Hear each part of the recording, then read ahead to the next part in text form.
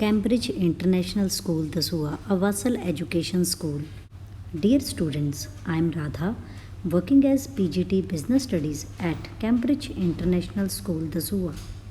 Business environment can be defined as those forces or factors, individuals, and institutions who have the ability to influence the working of an organization. Or we can say these are the sum total of all external factors or forces which influences or affect the functioning of business, and business has no control over them. In our previous lesson, we have studied about the dimensions of business environment. These are economic environment, social environment, legal environment, social environment, and technological environment. First dimension is economic environment. Economic environment. It has direct impact on every business. It includes rate of interest, inflation rate, change in the income of people, etc. And business environment provides opportunities to some or threat to some. For example, in case of automobile manufacturers, long-term low interest rates are beneficial because it encourages consumers to increase their spending on buying cars on financing scheme. So, if rate of interest will be low, it will encourage more spending. But if it will be more, then it will discourage. Then second environment is social environment. Social environment, it includes customs, traditions, demographic distribution, beliefs, literacy rate, educational level, lifestyle, values, taste and preferences of customers. Students, values means freedom or social justice, and tradition which comes from one generation to another generation, or which passes from one generation to other generation, customs also. And changes in social environment affect the demand for product, supply of labor and capital. For example, celebration of festivals.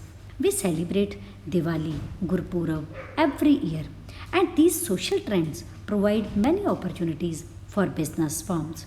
More sales, more profits during festival season because there will be more demand of sweets, new dresses, greeting cards, decoration material, and during Gurpurab that people distribute langar at different places. So it increases the demand and it provides the opportunity for business firms to earn more.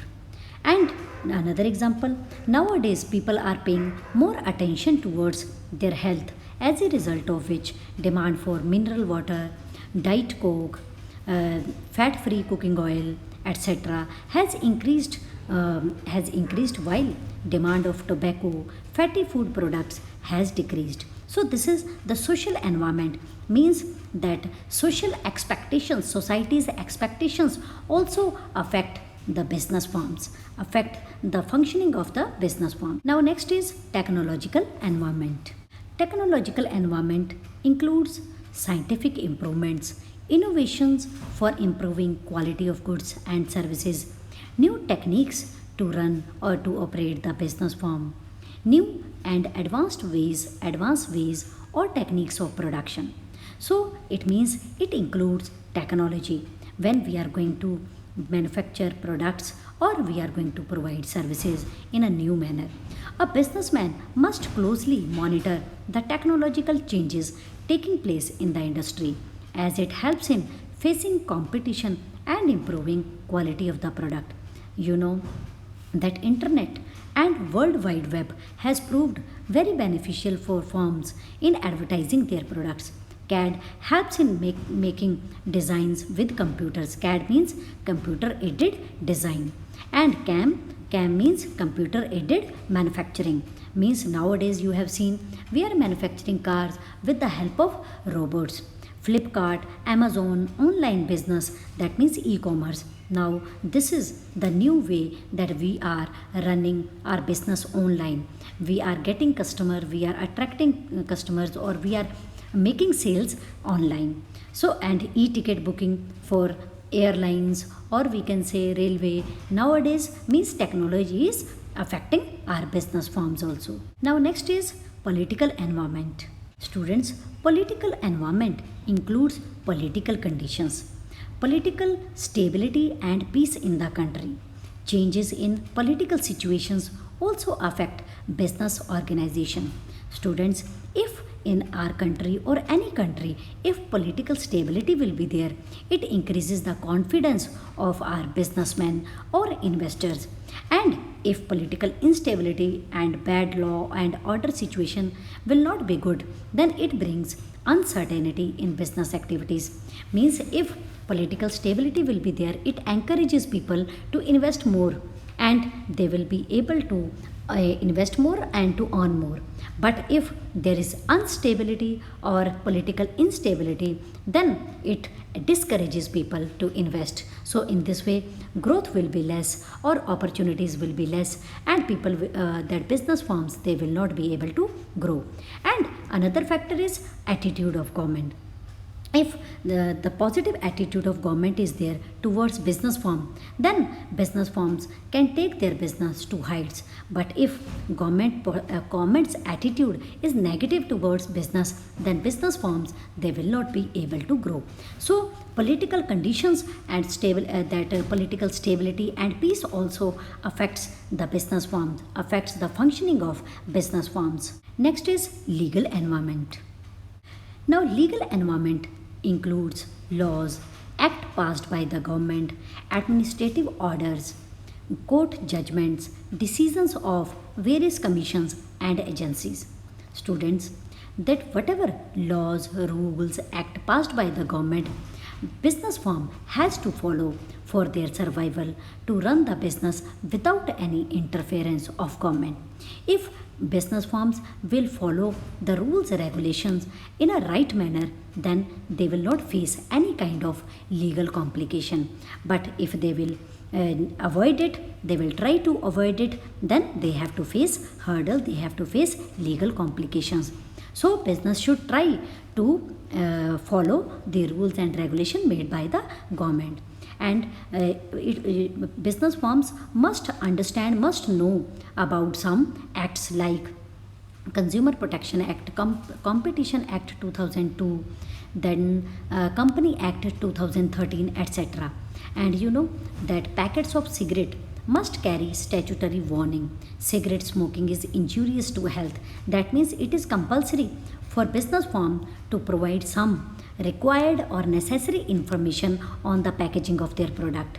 Like this example, cigarette smoking is injurious to health. That means it is compulsory to provide this information on packet of the goods. So this is the choice of people, they want to buy or not, but this instruction should be followed. And if businesses does not follow, business firm does not follow these rules, they have to face heavy penalties, etc. It means by knowing, by understanding these all the factors, external factors of business environment like economical, technological, political, social and legal, business firms can survive better, they can lead better, because they can predict in advance what will be happen in the future, and by making good action plan, they will be able to handle opportunities, means they will be able to grab opportunities before their competitors, or they will be able to face competition, they will be able to face threats effectively. So this is the benefit for business firms to understand the business environment. So students, after brief discussion of previous topic, that was dimensions of business environment, now today we will discuss about the economic environment in India and demonetization. So students, our learning objective after studying economic environment of India and demonetization, you all will be able to explain it confidently. Now, economic environment in India. Economic environment includes macro level factors which affect the functioning of business and industries. It includes stages of economic development in India, role of private and public sector, that comes under mixed economy, economic, monetary and fiscal policies of government. Economic planning comes under this, where we are going to make annual budgets and 5 years plans. Then economic indices, national income, gross national product, disposable personal income, etc. comes under this. Infrastructural factors like banks, mode of transportation, communication facilities also comes. Economic environment at the time of independence. You know, Indian economy was mainly rural and agriculture. That means main occupation was agriculture. About 70% of working population employed in agriculture only, and there was low productivity technology. Communicable diseases widely spread at that time. There was lack of health and medical facilities. But for this means for these problems, government took several steps to solve economic problems, to reduce unemployment and poverty, to become self-reliant or set up strong industrial base, to reduce inequality of income, to adopt socialistic pattern where equality will be there, no exploitation of man by man will be there. And government gave a lead role to the public sector, means they have given more importance to public sector, because first reason that industries, when we are going to set up any industry, it need large amount of investment as well as long gestation period, as we have studied in our grade 11. So because of this, government has taken the decision to provide, to give lead role to the public sector for infrastructure industries and less freedom to private sectors. In result, what happened? In 1991, economy faced a serious foreign exchange crisis, high government deficit and rising trends of prices despite bumper crops. Now we will study about the factors or reasons which forced the government to announce economic reforms. That means they faced or they thought that they should revised or they should make a new economic policy, because there was a fiscal deficit 6.6%, increase in inflation rate, fall in GNP 10.5% to 1.4%. There was reduction in export and imports. There was increase in internal debt by 50% of GDP. So till 1991, India followed an economic policy with a socialist bias. The policy was based on the primacy of public sector and control and regulations on private sector. From 1991 onwards, the government started implementing sweeping economic reforms. Economic policy will be changed. As part of economic reforms, the Government of India announced a new industrial policy in 1991. Now we will discuss about the new industrial policy 1991. Features of industrial policy we will discuss in brief. Features of industrial policy 1991. Reduced the number of industries to 6 which require compulsory licensing. Students, only 6 industries were kept under licensing scheme. Second, de-reserved many industries which were earlier reserved for the public sector. Means which industries we have kept under the control of public sector, now it was reduced. Then carried out disinvestment process in case of many public sector companies. It means we can transfer more than 51% of ownership and management of public business firms to private enterprises. Means now business firms, those who were working under public sector, that ownership or management of these enterprises can be transferred to private sector. Next feature is liberalized foreign capital policy. Liberalization, when you are going to provide more liberty to business firms. 100% foreign direct investment in many segments. Foreign capital or investment policy was liberalized, and in many sectors 100% direct foreign investment was allowed.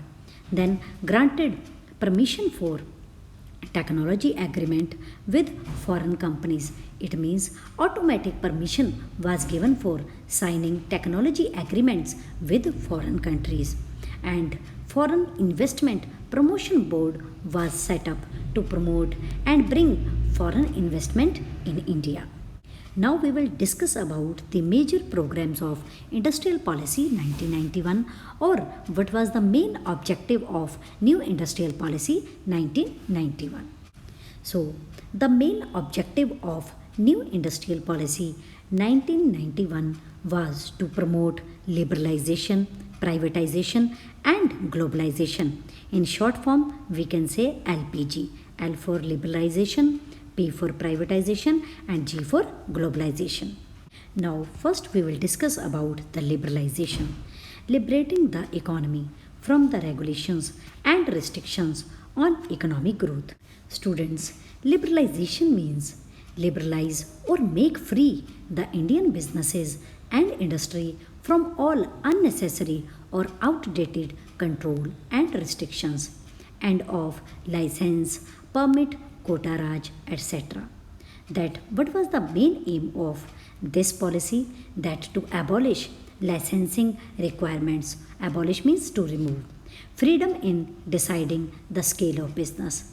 There was a removal of restriction on movement of goods and services. That means now without any problem, without any restriction, we can move goods from one country to another country. Reduction in tax rates, freedom in fixing prices, simple import and export procedure will be followed, and they made it easier to attract foreign investment and technology. So, liberating the economy from the regulations and restrictions, outdated or unnecessary regulations and restrictions on economic growth. The old policy of licenses, permits, quotas, and control discouraged private enterprises. Import licensing, foreign exchange regulations, progressive taxes, price controls, etc. discouraged investments. Liberalization acts like MRTP Act prevented large business houses from fresh investment, expansion and modernization. MRTP means Monopolies and Restrictive Trade Practices Act. This act came into force from 1st June 1970. What was the main aim of this act? To prevent concentration of economic power, provide for control of monopolies and protect the consumer interest. All these policies adversely affected industrialization and economic growth. The new policy of liberalization through delicensing and decontrol frees the economy from restrictions. Licenses and permits have been replaced by broad guidelines. It means more freedom was given by the government. The next major program of Industrial Policy 1991 is privatization. It means encouraging private sector, giving greater role to private sector in the country and reduced the role of public sector. Disinvestment in many public sector undertaking. Do you know what is the reason to give more freedom, more role to private sector? Students, you know before 1991, government gave lead role to the public sector, but they could not prove them. They could not provide, they could not give good output or good productivity, because first they were assured that if any loss will be there, that will be compensated by the government treasury. And second, there was a lack of profit motive and inefficiency was there, because profit motive only encourage us, motivate us to put our best, and because of this they were not able to give their best. And then government has decided under this policy 1991 that to provide main role to the private sector. Privatization is a trend all over the world now. In India, the priority given to the public sector is gradually being reduced and the role of private sector is being encouraged. Now we will discuss about the main features of privatization, that are disinvestment and de-reservation. Disinvestment means passing of ownership or control and management of public sector business firms, or we can say undertakings, to the private sector. Means you are giving ownership to the private sector from the hands of public sector, and this is called disinvestment. Then de-reservation, this allows the private sector to enter into new areas. Earlier some industries were reserved in the hand of public sector only, reserved for the public sector only. But now that because of this policy, that industrial policy 1991, that they have given importance to private sector.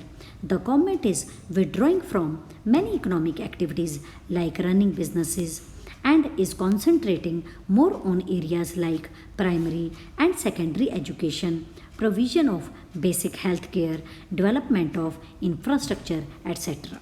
Now, third major program under Industrial Policy 1991 is globalization. Globalization means integration of various economies of the world, or we can say to bring all the nations together by removing or reducing the restrictions, unnecessary licensing, and taxes. And globalization means free movement of goods, capital, and labor across the globe. This involves a reduction of import duties and encouragement of foreign investment. So, what were the changes comes under this? That now it was the time that to give more liberty in import, and export promotion programs were also started, increased interaction with other countries under the support of World Trade Organization.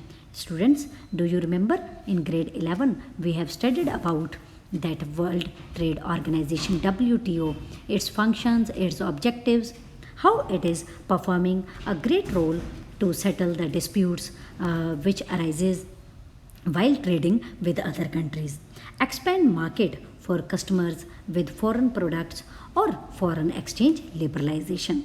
So that before Industrial Policy 1991, there was not a good condition of economy in our country. But because of these problems, government has decided to bring economic reforms, and they introduced economic policy or industrial policy 1991, and they introduced three major programs: liberalization, globalization, and privatization. Now, our next topic is demonetization. Students, this topic has added recently only, and it is most important topic. We need to go through, we need to study, and we need to take it seriously. Now, our topic is demonetization. Yes, dear friends, do you remember demonetization? 8th November 2016, 8 बजे रात को जब announce हुआ कि 500 रुपया और 1000 रुपये का नोट अब नहीं चलेगा, then how did you feel कि आपके पास जो भी 500 रुपये के नोट हैं, 1000 रुपये के नोट हैं, अब वो आगे से नहीं चलेंगे. Government of India made an announcement on November 8, 2016 that the two largest denomination notes, rupees 500 and rupees 1000, were demonetized. This led to 86% of Indian currency in circulation invalid. The people had to deposit invalid currency in the banks. अब लोगों को अपनी जो भी ये currency है, 500 रुपये के नोट और 1000 रुपये के नोट, वो बैंक में जमा कराने हैं. उसके साथ साथ कुछ रिस्ट्रिक्शंस भी लगाई गई विड्रॉल पे. What was the main aim of demonetization? To stop that currency in circulation. The aim of demonetization was to curb corruption. Corruption को रोकना. Fake notes जो जाली नोट हैं उनको रोकना. Use of currency for illegal activities like terrorism, accumulation of black money generated by income that has not been declared to the tax authorities. So this was the aim, to curb corruption, fake notes, or use of currency for illegal activities like terrorism, etc. Now we will study in detail about aims and features of demonetization. Now the first feature of demonetization is a tax administrative tool. The people who have black money had to declare their unaccounted wealth and pay taxes at a penalty rate. Those who have not declared those who have kept money with them not in their account, now they have to declare it and they have to pay tax at a penalty rate also. Then second feature is to stop tax evasion. Some people they are not willing to pay tax. So the government implemented this policy to control tax evasion. The people those who are going to avoid paying tax they have to pay now. Next feature of demonetization to channelize the saving. It was implemented to channelize the saving into formal financial system by encouraging bank deposit. That means the people those who have kept the money, black money at their home, now they will deposit in the banks.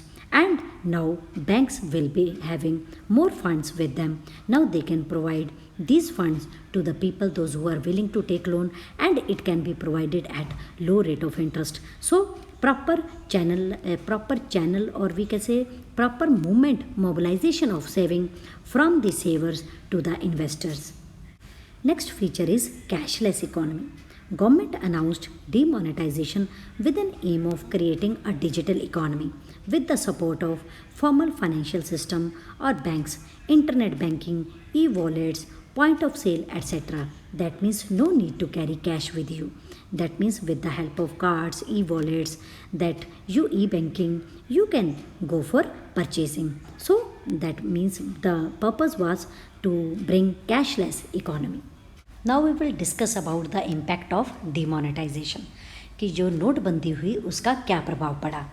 Now different areas are there where the impact of demonetization we will study. First one is money and interest rate. Decline in cash transaction. Cash transactions कम हो गई, bank deposit increase हो गए, bank के पास अब ज़्यादा पैसा था. Increase in financial savings now means more funds are there, people can get loan also, and business firms they can fulfill their financial requirement. अब प्राइवेट वेल्थ के ऊपर क्या हुआ, decline since some high demonetized notes were not return and real estate prices fell. मतलब कुछ लोगों ने note वापस ही नहीं किए और जो प्रॉपर्टी के रेट थे बहुत ज़्यादा कम हो गए.